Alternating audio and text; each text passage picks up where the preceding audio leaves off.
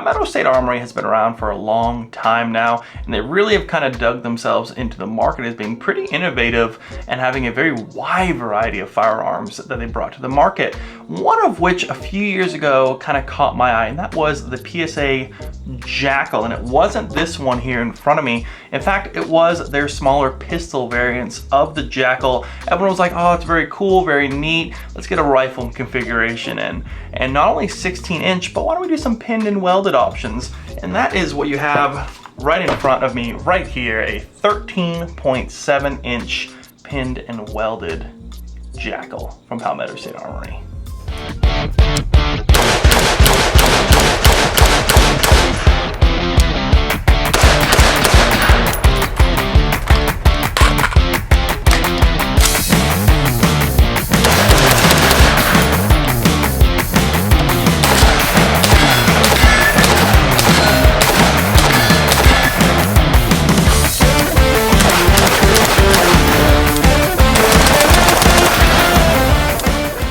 Now this one in front of me right here is in their OD green Cerakote job, and it is the 13.7 pinned and welded option right here with the JMac Customs Chemo Trilug flash hider on the end there.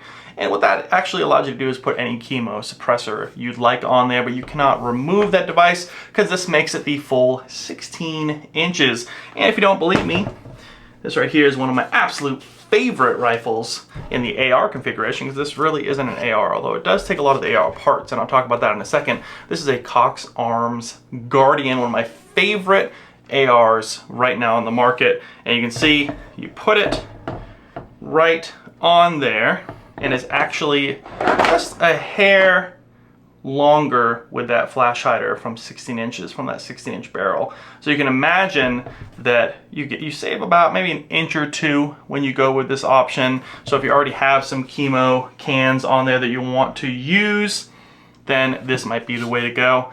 This is actually a little bit heavier in its current configuration than a normal AR, whereas this one is about 7.5 pounds. This one is about a pound heavier, about 8.5, but that's with optic, with light, mag, this skeletonized folding stock, because this is a long stroke gas piston operating system. Right there, side charging handle. You can flip back and forth, monolithic one-piece handguard and upper, and then you have a almost standard lower on here that allows you to run a lot of different AR parts, like the grip, the trigger, the safety, the bolt release on there, which is a hefty bolt in there, and that allows you to kind of move that around. You can do upgrades as you wish. And of course the trigger in here is one of their enhanced triggers. Of course there's nothing in here. This is the PMag you get with it. You get one PMag. Do a little trigger action for you.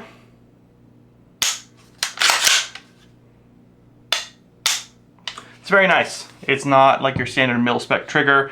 It is a little bit cleaner, nice and polished, nice break.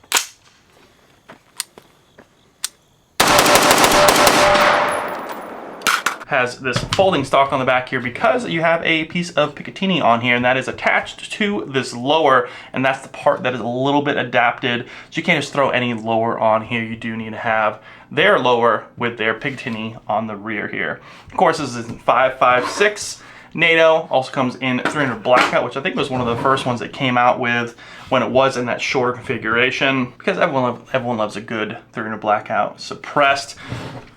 Threw on a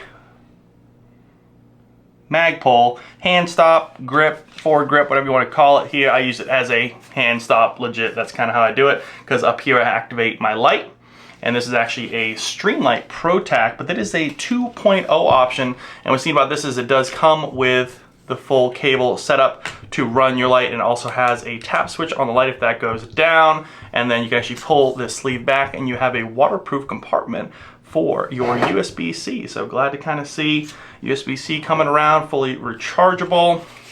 Bunch of gas settings up here, real easy to actuate. You can see kind of where I put it. I'm not running it suppressed. I don't actually have any chemo. I run a lot of rugged cans right now, but that might change here in the future now. You can kind of see real easy to activate with your finger, or you can put around in there and twist it. But there are a bunch of settings on here. You go 1, 2, 3, 4, 5, 6, 7, 8, 9, 10. You have 10 settings on here. I actually have it at 2. So if that says anything, at 2 is the perfect amount of gas to actually go right at that 3 o'clock position to spit out that nice brass. Folding stock on here, this JMac skeletonized stock has a bunch of features as well. You have a nice rubberized butt pad on the back here. You have QD mounts everywhere, 2 on the stock here, 2 on the handguard there. Of course, the handguard is all one piece, like I said, monolithic, but it also has all this M-lock to play with right here and a full Picatinny rail all the way to the end. The only thing that's kind of weird about this stock is, and there's a bunch of stocks you can get with this, and of course anything with a Picatinny rail adapter to it, you can slap it on there. You actually have to lift up and pull over, and it is a decent retention on here. You really do need to like flip it open to run it. The only thing is you have to put your thumb here, go under here, lift.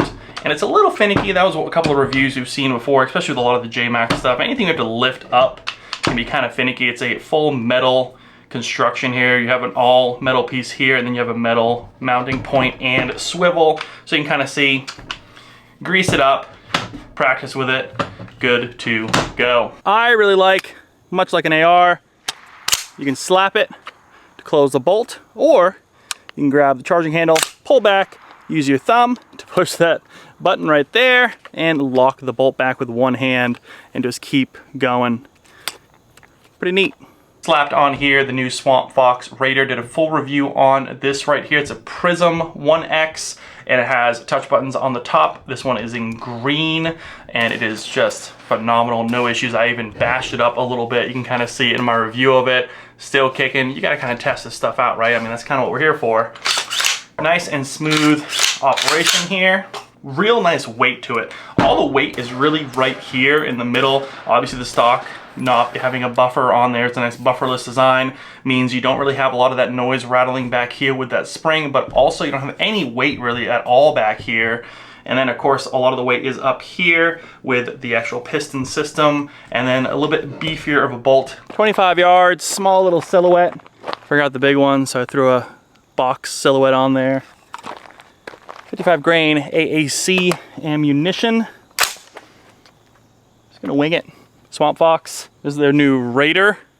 Turned it up a little bit to green. I can see that silhouette a little better. Let's see. Steady the hand a little bit, a couple rounds.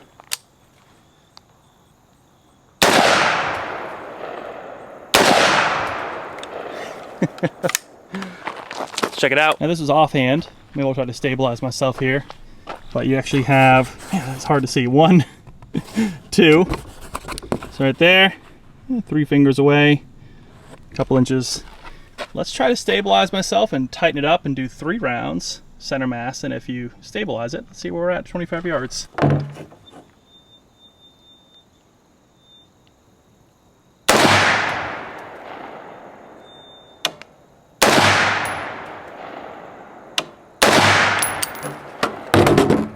Let's check it out. All right, first time seeing this up close. Let's see.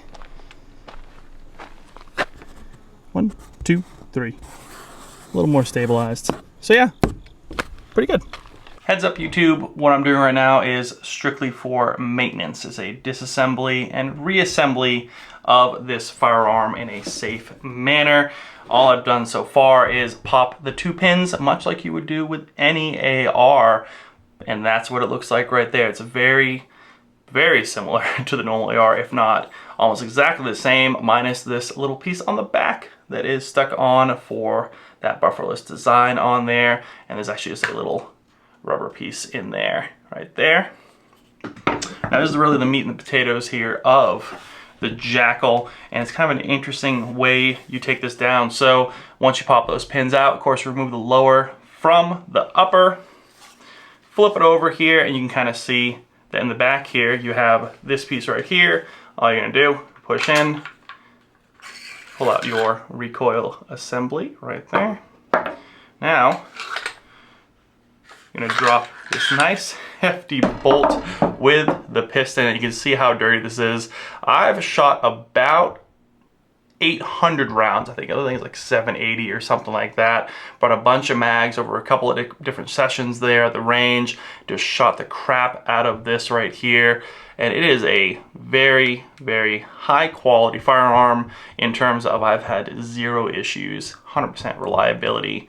And really, I mean, it's kind of proven itself to be almost like a battle rifle, which is kind of the market it's going for. A step above a rifle that's like a normal AR and something that's a little bit different as well.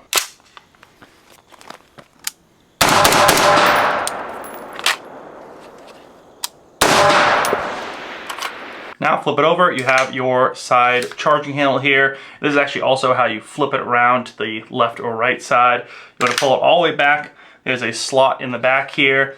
And this one sometimes is a little jimmied up because of how much grime is in there. This thing really does need to be cleaned.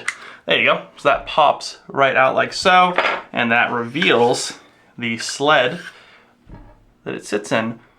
Honestly, it's a fascinating piece of engineering, a little bit different than your normal AR, but now you have a nice open monolithic upper to clean out.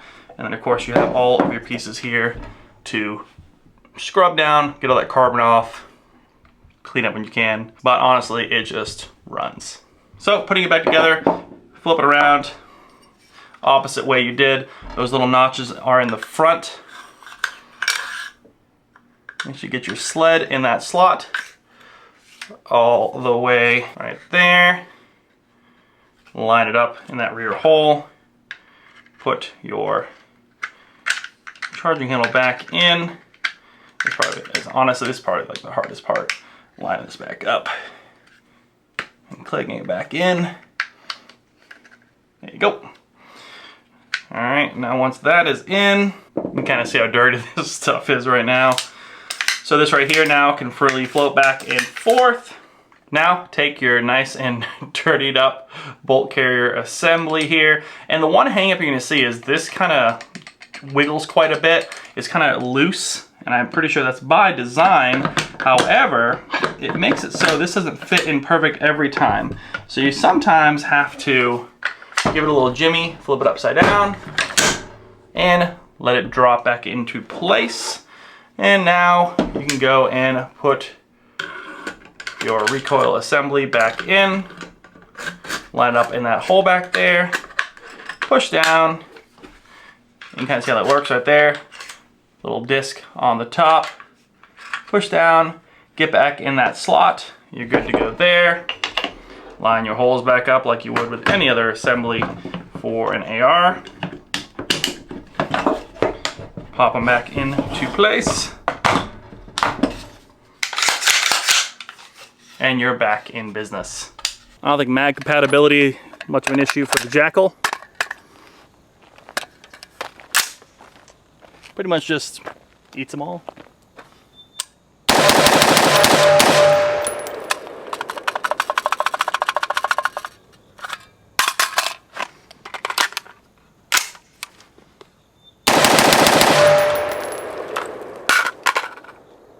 As far as mags, talk about P-mags, run just fine, drop out, that's what comes with it. Also run quite a bit of these Lancer mags, all standard capacity, 19.5 rounds. Here's that YouTube there. Some old MFTs. Some old Hex mags, remember these guys? These were real popular 10 years ago. And some GI mags as well. No problems, except for the GI ones kind of stick on the way out, but that's to be expected. These are really old ones, I think from like the 90s. Now this is more or less a Magpul edition, and again that ODG green coloration, so you have the Magpul grip and also this enhanced trigger guard. So it's pretty nice. You know, it's a good color, no issues at all with the Cerakote, holds up very well. Love this flash hider from JMac. With or without the suppressor on there, runs great, sounds great, no issues at all. I love a good prong flash hider on there, seems to work really well.